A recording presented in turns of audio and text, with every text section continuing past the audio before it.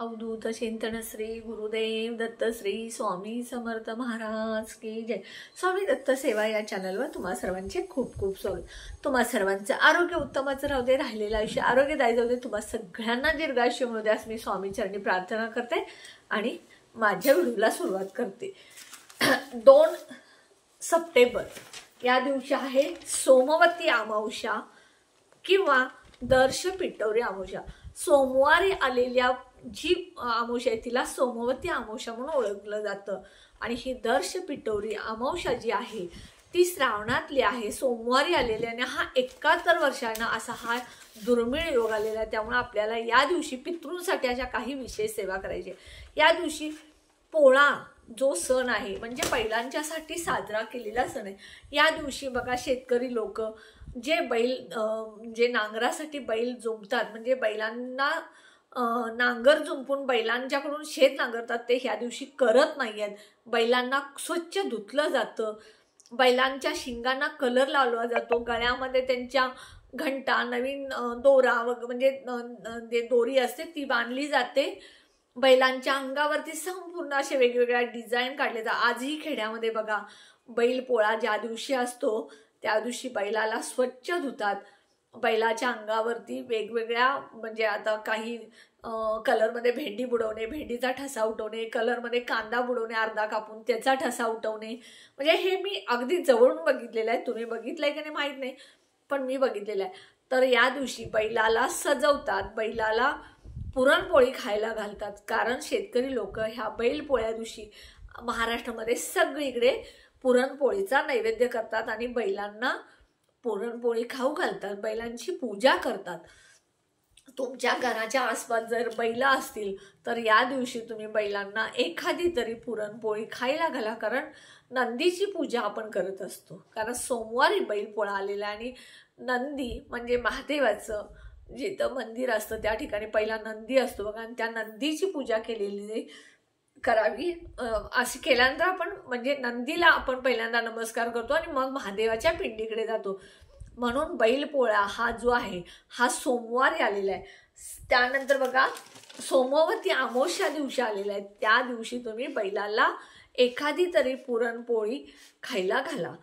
त्यानंतर बघा आज सोमवारी काय करायचंय, सकाळी लवकर उठायचं आहे आणि त्यानंतर तुम्ही आपलं घर स्वच्छ झाडून पुसून जळमाट काढून घ्यायचे आहे, थोंबऱ्याला हळदीचं लिंपण लावायचं आहे आणि त्यानंतर तुम्ही तुमचे जे तुम्ही सुचिरभूत होऊन आंघोळ वगैरे सगळं झाल्यानंतर सगळ्यात पहिल्यांदा सूर्याला अर्घ्य द्यायचं आहे। ह्या सूर्याला अर्घ्य देत असताना तुम्ही त्यामध्ये काळे तीळ टाकायचे कारण सूर्याला अर्घ्य हे देता त्यावेळेला साक्षात तुम्ही पितृंना अर्घ्य दिल्यासारखं आहे आणि सोमवती अमावस्या जी आहे त्या दिवशी आपल्याला विशेष काही पितृंच्या सेवा करायच्या कारण बघा आपल्याला काही ना काही कारणानं पितृदोष लागलेला असतो, पितृंचा त्रास होतो।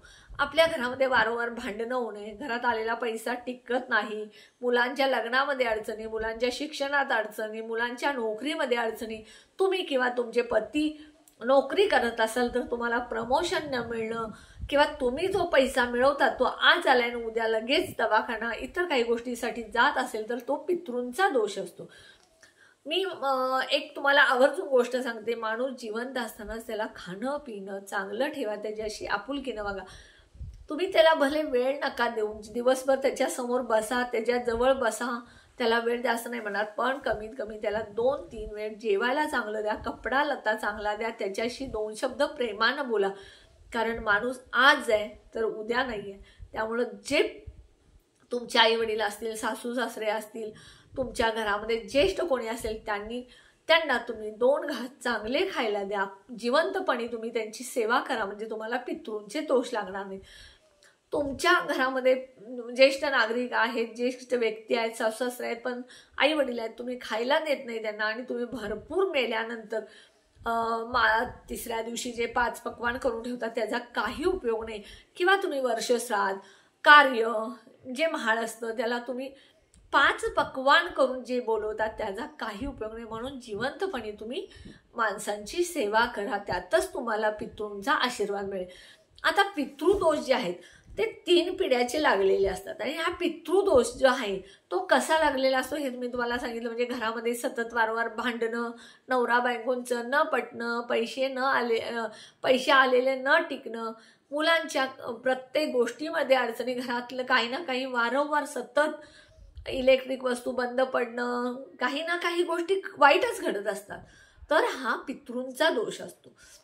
आपल्याला पितृंचा दोष घालवण्यासाठी ह्या अमावस्याला, सोमवती अमावस्याला असे काही विशेष उपाय करायचे. हे उपाय मी तुम्हाला सांगणार आहे. तर सगळ्यात पहिल्यांदा सूर्याला अर्घ देणे. सकाळी पितृंच्या स्मरणार्थ सूर्याला अर्घ देत असताना काळे तीळ त्यामध्ये चिमूटभर टाकणे आणि हे पाणी सूर्याला अर्पण करणे. ह्या वेळेला ते पाणी जे आहे ते तुम्ही खाली न सांडता एखाद्या बादलीमध्ये खाली पाणी पडावं, ते नंतर एखाद्या झाडाला वतावं अशा पद्धतीने, किंवा एखाद्या झाडाच्या बुंद्यावरती पडेल अशा पद्धतीने तुम्ही ते अर्घ अर्पण करायचे. हे जे अर्घ आहे सूर्याला अर्पण करत असताना त्यावेळेला ओम गृही सूर्याय नमः किंवा ओम सूर्याय नमो नमः हा मंत्र म्हणायचा 11 वेळा. त्यानंतर बघा, तुमच्या घरामध्ये नित्यसेवेचं पुस्तक हे पाहिजेच. त्या नित्यसेवेच्या पुस्तकातील पितृस्तुती स्तोत्र हे रोज एक वेळ वाचलंच पाहिजे. सूर्याला अर्घ घातल्यानंतर लगेच तुम्ही हे पितृस्तुती स्तोत्र एक वेळ दक्षिणेच्या भिंतीजवळ दक्षिणेला तोंड करून वाचायचंय. त्यामुळे सुद्धा तुम्हाला पितृंचे दोष लागणार नाहीत. त्यानंतर घरातले जे जळमट वगैरे आहेत ते तुम्ही सगळे काढायचे. त्यानंतर बघा, या दिवशी स्नानाला खूप महत्व आहे. तर तुमच्या जवळपास नदी असेल तर त्या तुम्ही सकाळी जाऊन स्नान करून या. त्यानंतर तुम्ही दान काय काय करायचंय बघा. ह्या दिवशी तुम्ही पितृंच्या स्मरणार्थ दान करायचे. तुम्ही जे दान करणार आहे त्यावेळेला तुम्ही माझ्या पितृंसाठी हे मी दान करत आहे असं म्हणायचं. कारण पितृ हे प्रत्येक अमावस्या, पौर्णिमा, पितृपंधरवडा ह्या वेळेला पृथ्वी तलावर आलेले असतात आणि ते त्यावेळेला बघत असतात की मी माझ्या मुलांसाठी, माझ्या मुलींसाठी, माझ्या सुनांसाठी, माझ्या नातवांसाठी मी एवढं मिळवून ठेवलेलं आहे आणि त्यांना माझी आठवण होते का नाही हे बघण्यासाठी पितृ पृथ्वी तलावर आलेले असतात. तर अशा वेळेला तुम्ही दही भात ठेवायचा आहे घरावरती, किंवा तुम्ही त्या दिवशी जे पिंडदान करता येत असेल तर पिंडदान करा. पिंडदान करायला जमत नसेल तर तर्पण करा. हे तुम्ही करायचं. त्यानंतर बघा, भात बनवायचा. तो भात जो आहे तो तुम्ही बिना मिठाचा बनवायचा आणि त्याचे 3 भाग करायचे. जो भात बनवता तो तुम्ही घरात खायला घ्यायचा नाही, वेगळाच भात बनवायचा. त्याचे 3 भाग करायचे. म्हणजे 3 ताटामध्ये किंवा 3 वाटीमध्ये घ्या. त्यानंतर त्या प्रत्येक भातावरती तुम्ही दही आणि काळे तीळ टाकायचे. पहिला भात तो जो आहे तो गाईला द्यायचा, दुसरा भात जो आहे कावळ्याला द्यायचा आणि तिसरा जो आहे तो घराच्या बाहेर तुम्ही आगोरीत देणे. म्हणजे गाईचे शेणी किंवा लाकडं घ्यायची, त्यामध्ये तुम्ही तूप टाकून थोडासा कापूर टाकून ते प्रज्वलित करायचं आणि त्यामध्ये तुम्ही तो भात टाकायचा आणि काळे तीळ त्यामध्ये टाकायचे. त्यामुळे सुद्धा तुमचे पितृदोष नष्ट होतील. या दिवशी तुम्ही काळे तीळ दान करा. समजा आता काळे तीळ कोणी घेत नाहीये, अशा वेळी तुम्ही शिवशंभो महादेवाच्या मंदिरामध्ये जा किंवा कुठल्याही मंदिरामध्ये जा तुमच्या जवळपास असेल तर. पण शक्यतो शंकराचं, महादेवाचं मंदिर असेल तर तिथे जा आणि त्या शिवपिंडीवरती सुद्धा तुम्ही काळे तीळ जर अर्पण केले तर खूप चांगलं आहे. कारण भगवान शंकर हे पितरांचेच एक देव आहेत. त्यामुळे तुम्ही त्या दिवशी भगवान शंकरांच्या पिंडीवरती काळे तीळ चिमूटभर अर्पण केला तर चालेल. यानंतर बघा, तुम्ही या दिवशी गरिबांना जास्तीत जास्त उपयोगी वस्तू दान करणे. एखादा गरीब असेल त्याला पोटभर जेवायला वाढा, त्याला अन्नाची गरज असेल, त्याची जेवल्यामुळं तुमच्या हातून जेवणाचं दान केल्यामुळे त्याचा आत्मा तृप्त होईल. त्यानंतर एखादं काळं ब्लँकेट द्या, एखादी काळी छत्री द्या, चामड्याचं चप्पल द्या किंवा तुम्ही त्याला पोटभर जेवायला वाढा. त्यानंतर बघा, तुम्ही जे चप्पल देता ते चामड्याचं पाहिजे, काळं ब्लँकेट द्या, छत्री द्या, अन्न द्या, हे तुम्ही दान करू शकता. त्यानंतर बघा, ब्राह्मणाला हिरण्य दान करणे. ब्राह्मणाला या दिवशी हिरण्य दान करणे म्हणजे काय, 2 जानव्याच्या जोड, 11 रुपये दक्षिणा आणि सव्वा पावशेर पेढे द्यायचे. त्यामुळे सुद्धा तुम्हाला ब्राह्मणाला हिरण्यदान केल्याचं पुण्य मिळतं, म्हणजे पितृंचा दोष नष्ट होतो. त्यानंतर बघा, हरिहरची पूजा करणे म्हणजे काय, भगवान विष्णू आणि भगवान शंकराची पूजा करणे. ह्यासाठी काय करायचं, तुळशीला सकाळी तुम्ही जल अर्पण करायचं, शुद्ध गाईच्या तुपाचा दिवा लावायचा, हळदी कुंकू लावायचं आणि ओम नमो भगवते वासुदेवाचा 11 वेळा मंत्र म्हणायचा. 11 प्रदक्षिणा करा, 5 करा, 3 करा, 1 करा, 7 करा, ह्या प्रदक्षिणा करायच्या. त्यामुळं तुम्ही तुळशीची पूजा केल्यामुळं भगवान शंकर आणि भगवान विष्णूंची सुद्धा तुम्हाला पूजा केल्याचं पुण्य मिळतं, म्हणजेच हरिहरची पूजा केल्याचं पुण्य मिळतं. या दिवशी तुम्ही घरात जर कोणी आलं तर त्याला उपाशी पोटी पाठवू नका, त्याला घासभर तरी खायला द्या. मुखा प्राणी आला, कुत्रा आलं, कावळा आला, मांजर आलं किंवा एखादा पक्षी आला तर तुम्ही त्याला थोडं घासभर खायला घाला. त्यानंतर म्हणजे पितृ कुठल्या रूपात आपल्या घराजवळ येतात हे आपल्याला कळत नाहीये. त्यानंतर बघा, पिंपळ वृक्षाची सुद्धा पूजा करायची या दिवशी. सकाळी 6 ते संध्याकाळी 7 पर्यंत, कधी 7 नंतर नाही, 7च्या आधी पिंपळ वृक्षाची पूजा करायची. पिंपळ वृक्षाची पूजा करत असताना तुम्ही बिलकुल त्या पिंपळाच्या झाडाला हात लावायचा नाही, त्याला फक्त जल अर्पण करायचं. त्या जलमध्ये थोडेसे काळे तीळ टाकायचे, जल अर्पण करायचं आणि त्यानंतर 7 प्रदक्षिणा ओम नमो भगवते वासुदेवाय म्हणत करायचं. तुपाचा दिवा जो आहे तो कणकेचा बनवून यायचा, त्यामध्ये चिमूटभर हळद टाकायची आणि तो दिवा तिथं एखादं आसन म्हणजे तांदूळ, फुलाच्या पाकळ्या किंवा फूल ठेवून ते दिवा ठेवायचा. त्या दिव्याचं तोंड दक्षिण दिशेला करायचं, म्हणजे पितृंना दिव्या लावल्याचं पुण्य मिळेल. त्यानंतर तो दिवा शांत झाल्यावर किडे मुंग्या खाल्ल्यानंतर सुद्धा पितृंना आपल्या ते अन्नदान केल्याचं आपल्याला फळ मिळेल. ह्या अशा पद्धतीनं तुम्हाला या दिवशी सोमवती अमावस्येला पूजा करायची आहे पितरांची. एक वेळ देव आणि तुमचे गुरु रुसले तर तुम्हाला त्यांचा राग काढता येईल, पण पितृंचा दोष लागला तर त्यांचं दोष काढण्यासाठी आपल्याला खूप सेवा करावी लागते. म्हणून रोज तुम्ही नित्य सेवेतलं पितृस्तुती स्तोत्र 1 वेळ तरी वाचा.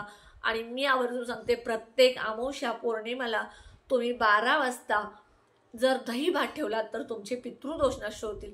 मी तर दररोज 12 वाजता न चुकता दही भात ठेवत असते घराच्या समोर, कारण कावळा त्यावेळी आमच्या दारात येतोच. जोपर्यंत मी कावळ्याला दही भात ठेवत नाही, काही खायला ठेवत नाही, समजा माझा उपवास असेल, मी भात केला नाही तर त्या दिवशी फरसाणा किंवा अजून काही गोष्ट माझ्याकडे असेल तर मी ठेवते, कारण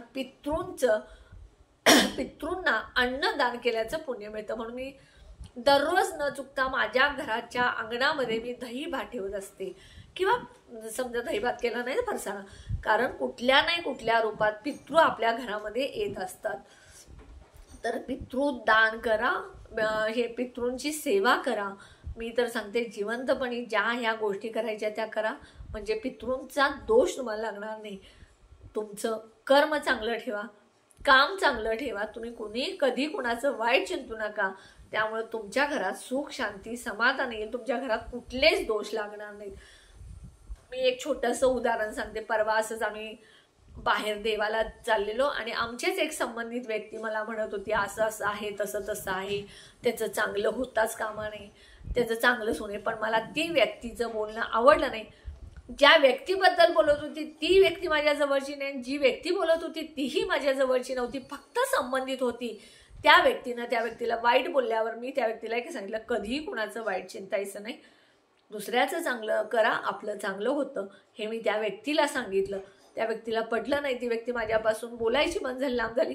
ठीक आहे, श्री स्वामी समर्थ म्हणायचं सोडून द्यायचं, पण कधीही कुणाचं वाईट चिंतू नका, कधीही कुणाचं वाईट करू नका.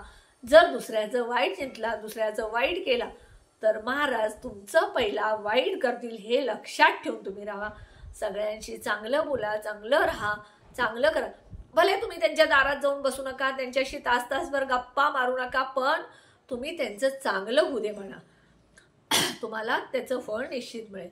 तर अशा पद्धतीनं सोमवती अमावस्येला तुम्ही जास्तीत जास्त पितृंना मुक्त करण्यासाठी, पितृंचा दोष जाण्यासाठी ज्या काही मी सेवा सांगितल्या, काळे तीळ, काळं ब्लँकेट, काळी छत्री, चामडीचं चप्पल, जे पिंपळाच्या झाडाची पूजा, सूर्याला अर्घ, हे सगळं तुम्ही ह्या दिवशी करायचं आहे. तुम्हाला निश्चितच पितृंचा आशीर्वाद मिळेल आणि तुमच्या पाठीवरचे सगळे पितृदोष निघून जातील. हा माझा व्हिडिओ फार मोठा झालेला आहे, अगदी 16 मिनिटाचा झालेला आहे. त्याबद्दल सगळ्यांची माफी मागते. व्हिडिओ स्किप न करता बघत जा, कारण पॉईंट शेवटला असतात आणि ते उपाय तुमचे राहतात. मीही ह्या सेवा तुम्हाला सांगितलेल्या नक्की करत असते, तुम्हीही करा. माझा व्हिडिओ तुम्हाला आवडला असेल जास्त शेअर करा, लाईक करा, कमेंट करा. आणि नवीन कोणी माझा व्हिडिओ बघत असेल तर सगळ्यांनी माझ्या व्हिडिओला जास्तीत जास्त सबस्क्राईब करा. माझ्या मुलीनं सुद्धा यूट्यूब चॅनल सुरू केलेलं आहे डेली ब्लॉगचं. तिच्याही व्हिडिओची लिंक मी माझ्या डिस्क्रिप्शन बॉक्समध्ये देते. तिच्याही व्हिडिओला तुम्ही जास्तीत जास्त लाईक करा, शेअर करा आणि नवीन कोणी असेल त्यांनी सबस्क्राईब करा. तुम्हा सगळ्यांचं प्रेम आणि प्रोत्साहन आम्हाला आहे, त्याबद्दल तुम्हा सगळ्यांचे खूप खूप धन्यवाद. आभारी आहे. श्री स्वामी समर्थ.